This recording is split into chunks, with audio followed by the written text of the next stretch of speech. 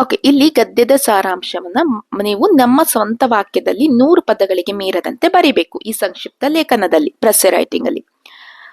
ಇಲ್ಲಿ ಬಾಕ್ಸ್ ಇದೆ, ಅಂದ್ರೆ ಈ ಬಾಕ್ಸ್ ಒಳಗೆ ಕೊಟ್ಟಿರುವಂತ ಒಂದು ಸ್ಪೇಸ್ ಅಲ್ಲಿ ಕೊಟ್ಟಿದಾರಲ್ಲ ಅದರಲ್ಲಿ ನಾವು ಬರಿಬೇಕು. ಓಕೆನಾ?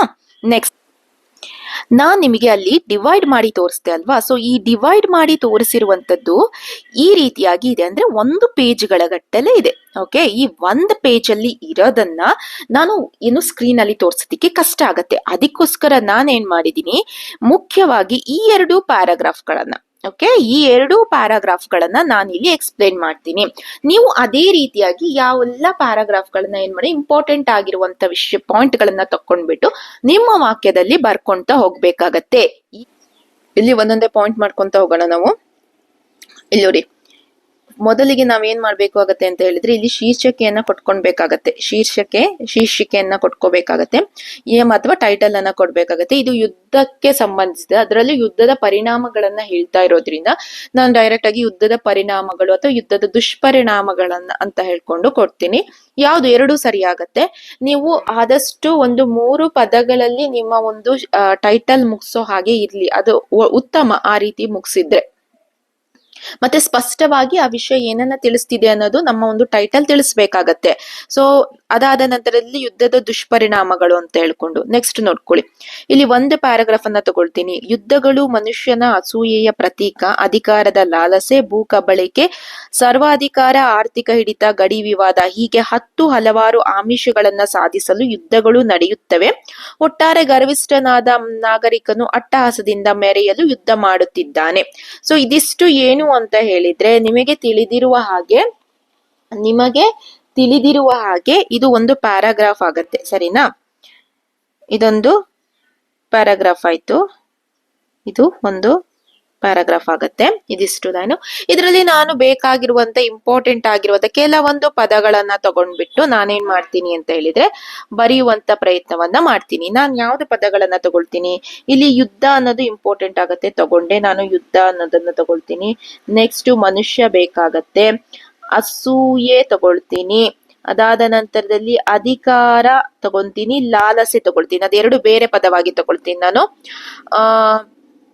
ನೆಕ್ಸ್ಟ್ 2 ಒಂದೇ ಪದ. ಓಕೆ, ಅಧಿಕಾರದ ಲಾಲಸೆ ತಗೊಳ್ತೀನಿ. ಅದಾದ ನಂತರದಲ್ಲಿ ಭೂ ಕಬಳಿಕೆ ತಗೊಳ್ತೀನಿ, ಸರ್ವಾಧಿಕಾರತ್ವ, ಆರ್ಥಿಕ ಹಿಡಿತ, ಗಡಿ ವಿವಾದ. ಏನ್ ಎಲ್ಲದನ್ನು ತಗೊಂಡ್ವಿ ಈ ಪ್ಯಾರಾಗ್ರಾಫ್ ಅಲ್ಲಿ ಅಂದ್ರೆ ಇದೆಲ್ಲದೂ ಇಂಪಾರ್ಟೆಂಟ್ ಆಗತ್ತೆ, ಅದಕ್ಕೋಸ್ಕರ ತಗೊಳ್ಳೇಬೇಕಾಗತ್ತೆ. ಮೇನ್ ಪಾಯಿಂಟ್ಸ್ ಅಂತ ಹೇಳಿದ್ರೆ ತಪ್ಪಾಗಲ್ಲ ಅಲ್ಲ, ಯಾಕಂದ್ರೆ ಕಾರಣಗಳನ್ನ ಹೇಳ್ತಾ ಇದ್ದಾರೆ.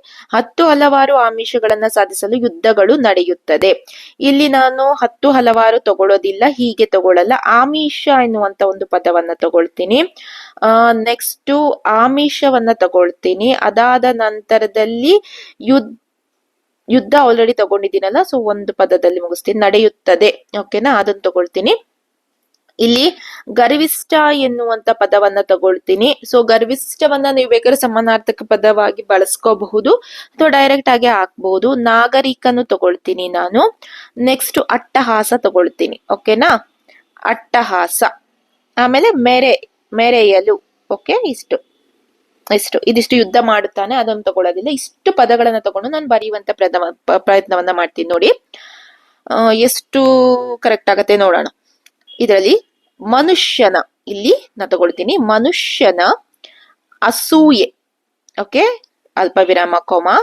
ಅಧಿಕಾರದ ಲಾಲಸೆನ ನಾನು ಆಸೆ ಮಾಡ್ಕೊಳ್ತೀನಿ ಅಥವಾ ಅಧಿಕಾರದ ದಾಹ ಅಂತ ಬರ್ಕೊಂತೀನಿ. ಅಧಿಕಾರದ ದಾಹ ಮಾಡ್ಕೊಂತೀನಿ, ತುಂಬಾ ಇನ್ನೂ ಸ್ಪಷ್ಟವಾಗತ್ತೆ. ಅಸೂಯೆ, ಅಧಿಕಾರದ ದಾಹ, ಕೊಮ. ನೆಕ್ಸ್ಟ್ ಭೂ ಕಬಳಿಕೆ, ಅದಾದ ನಂತರದಲ್ಲಿ ಸರ್ವಾಧಿಕಾರ, ಆರ್ಥಿಕ ಹಿಡಿತ, ಗಡಿ ವಿವಾದ, ಹೀಗೆ 10 ಹಲವಾರು ಅಂತ ಇದೆ ಅಲ್ವಾ. ಈ 10 ಹಲವಾರವನ್ನ ನಾನು ತಗೊಳ್ಳೋದಿಲ್ಲ. ಈ 10 ಹಲವಾರನ್ನ ನಾನು ತಗೊಳ್ಳೋದಿಲ್ಲ. ಅದರ ಬದಲಿಯಾಗಿ ನಾನು ಈ ತರ ಎನ್ನುವಂತ ಒಂದು ವಾಕ್ಯದಲ್ಲಿ ನನ್ನ ಒಂದು ಇದನ್ನ ಮುಗಿಸ್ತೀನಿ ನಾನು. ಓಕೆನಾ? ಇದನ್ನ ತಗೊಳ್ಳೋದಿಲ್ಲ. ನಾನು ಈ ತರ ಎನ್ನುವಂತ ಪದದೊಂದಿಗೆ ನನ್ನ ಒಂದು ವಾಕ್ಯವನ್ನ ಮುಗಿಸ್ತೀನಿ. ಇಷ್ಟು ಉದ್ದದ ವಾಕ್ಯವನ್ನ ಈ ತರ, ಆಯ್ತಲ್ವಾ? ಆಮಿಷಗಳನ್ನು ಅಂತ ಇದೆಲ್ಲ, ಆಮಿಷಗಳಿಂದಾಗಿ ಅಂತ ಹೇಳ್ಕೊಂಡು ತಗೊಳ್ತೀನಿ ನಾನು. ಆಮಿಷಗಳಿಂದಾಗಿ ಯುದ್ಧಗಳು ನಡೆಯುತ್ತವೆ, ಅಲ್ಲಿಗೆ ಮುಗಿಸ್ತೀನಿ ನಾನು. ಓಕೆನಾ. ಮುಗಿಸ್ಬಿಟ್ಟು ಅಲ್ಲಿಗೆ ಯುದ್ಧಗಳು ನಡೆಯುತ್ತವೆ, ಇದಕ್ಕೆಲ್ಲ ಕಾರಣರಾದವರು ಅಟ್ಟಹಾಸದಿಂದ ಮೆರೆಯುತ್ತಿದ್ದಾರೆ. ಅಲ್ಲಿಗೆ ಮುಗಿಸ್ತೀನಿ ಆ ಒಂದು ವಾಕ್ಯವನ್ನ. ನಾನು ಒಟ್ಟಾರೆ ಗರ್ವಿಷ್ಠನಾದಂತ ಅದನ್ನ ತಗೊಳಲ್ಲ.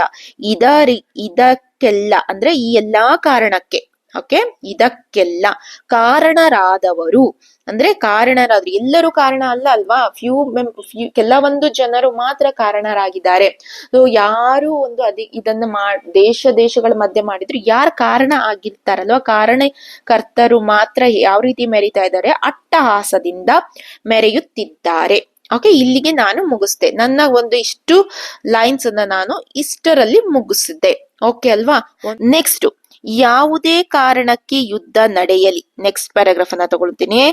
ಯಾವುದೇ ಕಾರಣಕ್ಕೆ ಯುದ್ಧ ನಡೆಯಲಿ ಅದು ಮನುಕುಲಕ್ಕೆ ಕಂಟಕಪ್ರಾಯವಾಗುವುದಂತೂ ತಪ್ಪಿಸಲು ಸಾಧ್ಯವಿಲ್ಲ. ಯುದ್ಧ ಮಾನವ ಲೋಕದ ಮಾಯದ ಗಾಯ. ಯುದ್ಧಗಳಿಂದ ತತ್ತರಿಸುತ್ತಿರುವ ಮುಗ್ಧ ಜನರು ಯುದ್ಧಗಳು ಉಂಟು ಮಾಡಿರುವ ಭೀತಿಯಿಂದ ಹೊರಬರಲು ಕೆಲವು ಶತಮಾನಗಳೇ ಬೇಕಾಗುತ್ತವೆ. ಇಲ್ಲಿ ನಾನು ಯಾವ್ದು ಪಾಯಿಂಟ್ ಅನ್ನ ತಗೊಳ್ಳೋಣ ಅಂತ ಹೇಳಿದ್ರೆ, ಮೊದಲಿಗೆ ನಾನಿಲ್ಲಿ ಇದರಲ್ಲಿ ಮನುಕುಲಕ್ಕೆ ಅದು ತಗೊಳ್ತೀನಿ. ಓಕೆನಾ, ಆ ಪಾಯಿಂಟ್ ಅನ್ನ ತಗೊಳ್ತೀನಿ. ಓಕೆ, ಕಲರ್ ಚೇಂಜ್ ಮಾಡೋಣ.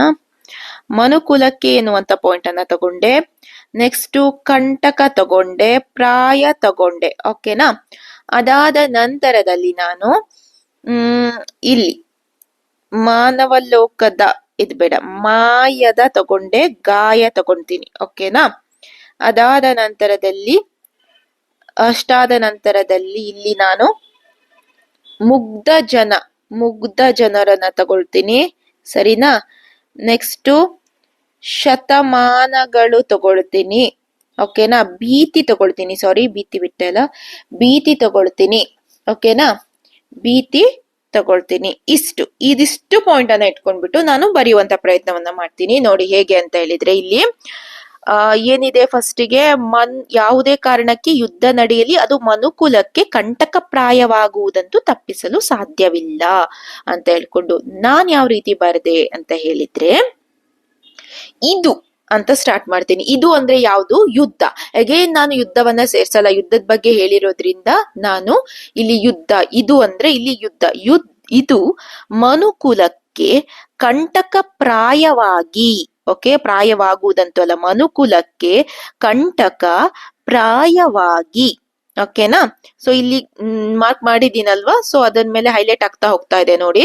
ಮನುಕುಲಕ್ಕೆ ಕಂಟಕ ಪ್ರಾಯವಾಗಿ ಅಂತ ಹೇಳ್ಕೊಂಡು ಇದ್ ಮಾಡಿದೀನಿ, ಇಲ್ಲಿ ಬರ್ದಿದ್ದೀನಿ. ಮನುಕುಲಕ್ಕೆ ಕಂಟಕ ಪ್ರಾಯವಾಗಿ ಬಾಕ್ಸ್ ನಲ್ಲಿ ನೋಡ್ತಾ ಇದ್ದೀರಲ್ವಾ, ಪ್ರಾಯವಾಗಿ ಹಲವು ಶತಮಾನಗಳವರೆಗೆ. ನಾನು ಇಲ್ಲಿ ಇರುವಂತ ಶತಮಾನಗಳನ್ನ ತಗೊಳ್ತೀನಿ. ಇಲ್ಲಿ ಏನು ಯುದ್ಧಗಳು ಮುಗ್ದ ಭೀತಿಯಿಂದ ಕೆಲವು ಶತಮಾನಗಳು ಇದೆ, ನಾನು ಹಲವು ಶತಮಾನಗಳವರೆಗೆ ಇದರ ಭೀತಿ ಮುಗ್ಧ ಜನರನ್ನು ಕಾಡಿ, ಓಕೆ, ಮುಗ್ಧ ಜನರನ್ನು ಕಾಡಿ ಮಾಯದ ಗಾಯ ಆಗಿದೆ. ಸೊ ಇಲ್ಲಿ ಮಾನವ ಲೋಕದ ಮಾಯದ ಗಾಯ ಅನ್ನೋದನ್ನ ನಾನು ಮುಗ್ಧ ಜನರನ್ನ ಕಾಡಿ ಮಾಯದ ಗಾಯ ಆಗಿದೆ. ಸೊ ಇಲ್ಲಿಯವರೆಗೆ ಬರ್ದೆ. ಈ ಎರಡು ಪ್ಯಾರಾಗ್ರಾಫ್ ಅನ್ನ ನಾನು ಈ ರೀತಿಯಾಗಿ ಬರಿತೀನಿ. ಇನ್ನೊಂದ್ಸಲ ಓದ್ಬಿಡ್ತೀನಿ ನೋಡಿ ಈ ಪ್ಯಾರಾಗ್ರಾಫ್ ಸಂಕ್ಷಿಪ್ತ ಮಾಡಿದ್ದನ್ನ ನಾನ್ ಯಾವ ರೀತಿ ಬರ್ದಿದ್ದೀನಿ ಅಂತ. ಮನುಷ್ಯನ ಅಸೂಯೆ, ಅಧಿಕಾರದ ಆಸೆ, ಭೂಕಬಳಿಕೆ, ಸರ್ವಾಧಿಕಾರ, ಆರ್ಥಿಕತೆ, ಗಡಿ ವಿವಾದ, ಇತರ ಆಮಿಷಗಳಿಂದಾಗಿ ಯುದ್ಧಗಳು ನಡೆಯುತ್ತವೆ. ಇದು ಮನುಕುಲಕ್ಕೆ ಇದಕ್ಕೆಲ್ಲ ಕಾರಣರಾದವರು ಅಟ್ಟಹಾಸದಿಂದ ಮೆರೆಯುತ್ತಿದ್ದಾರೆ. ಇದು ಮನುಕುಲಕ್ಕೆ ಕಂಟಕಪ್ರಾಯವಾಗಿ ಹಲವು ಶತಮಾನಗಳವರೆಗೆ ಇದರ ಭೀತಿ ಮುಗ್ಧ ಜನರನ್ನು ಕಾಡಿ ಮಾಯದ ಗಾಯ ಆಗಿದೆ. ಸೊ ಇದಿಷ್ಟು ಏನು ಅಂತ ಹೇಳಿದ್ರೆ, ಈ ರೀತಿಯಾಗಿ ನೀವು ಏನು ಅಂತ ಹೇಳಿದ್ರೆ ಈ ಒಂದು ಪ್ರೆಸಿ ರೈಟಿಂಗ್ ಅನ್ನ ಬರಿಬೇಕು. ಇರುವಂತಹ ಒಂದು ಪ್ಯಾರಾಗ್ರಾಫ್ ಅಲ್ಲೇ ನೀವು ಒಂದೊಂದು ಪದಗಳನ್ನ ತಗೊಂಡು ನಿಮ್ಮ ಸ್ವಂತ ವಾಕ್ಯದಲ್ಲಿ ಬರಿಬೇಕು. ಇಲ್ಲಿರುವ ಎಕ್ಸಾಕ್ಟ್ ಪದಗಳನ್ನ ನಿಮಗೆ ಬಳಸೋದಿಕ್ಕೆ ಸಾಧ್ಯ ಆಗ್ಲಿಲ್ಲ ಅಂತ ಹೇಳಿದ್ರು ಅದಕ್ಕೆ ಸಮಾನಾರ್ಥಕ ಪದಗಳನ್ನ ಹುಡುಕಿ ನೀವು ಬರಿಬಹುದು. ಓಕೆನಾ. ಆದರೆ ವಿಷಯ ಅನ್ನೋದು ಈ ಟ್ರ್ಯಾಕ್ ಅನ್ನ ಬಿಟ್ಟು ಹೋಗೋ ಹಾಗಿಲ್ಲ. ಓಕೆನಾ. ಅವ್ರು ಏನು ವಿಷಯವನ್ನ ಹೇಳಿದ್ದಾರೆ, ಆ ಒಂದು ಪ್ಯಾರಾಗ್ರಾಫ್ ನಲ್ಲಿ ಏನು ವಿಷಯಗಳು ಇದೆ ಅದನ್ನೇ ನೀವು ಬರೆಯುವಂತ ಪ್ರಯತ್ನ ಮಾಡಬೇಕು. ಮತ್ತೆ ಕೌಂಟ್ ಮಾಡ್ಕೊಳ್ಳಿ, ಕೆಳಗಡೆ ಕೌಂಟ್ ಮಾಡಿದ್ದು ಒಟ್ಟು ಟೋಟಲ್ ಪದಗಳು ಅಂತ ಇರತ್ತೆ, ಬರ್ಕೊಳ್ಳಿ. ನೀವು ಬರ್ಕೊಂತ ಹೋಗೋ ಒಂದು ಇದ್ರಲ್ಲಿ ನೀವು 100 ಪದಗಳನ್ನ ಮೀರಿ ಬರಿಬೇಡಿ. ಓಕೆ ಆಯ್ತಾ. ಒಂದು ವೇಳೆ 100 ಪದಗಳಿಗಿಂತ ನೀವು ಕಮ್ಮಿ ಆದ್ರೆ ನೀವು ಇನ್ನೂ ಸೇರಿಸಬಹುದು ಇದ್ರಲ್ಲಿರೋ ಮತ್ತೆ ನೀವು ಯಾವ್ದಾದ್ರು ಪದಗಳನ್ನ ಬಿಟ್ಟಿದ್ರೆ, ಸಾಲುಗಳನ್ನ ಬಿಟ್ಟಿದ್ರೆ ಮತ್ತೆ ಕೊನೆಯಲ್ಲಿ ನೀವು ಸೇರಿಸುವಂತ ಪ್ರಯತ್ನವನ್ನ ಮಾಡಬಹುದು. 100 ಪದಗಳಿಗಿಂತ ಕಮ್ಮಿ ಆಗಿದ್ರೆ, ಅವ್ರು ಕೊಟ್ಟಿರುವಂತ ಪದಗಳಿಗಿಂತ ಕಮ್ಮಿ ಆಗಿದ್ರೆ.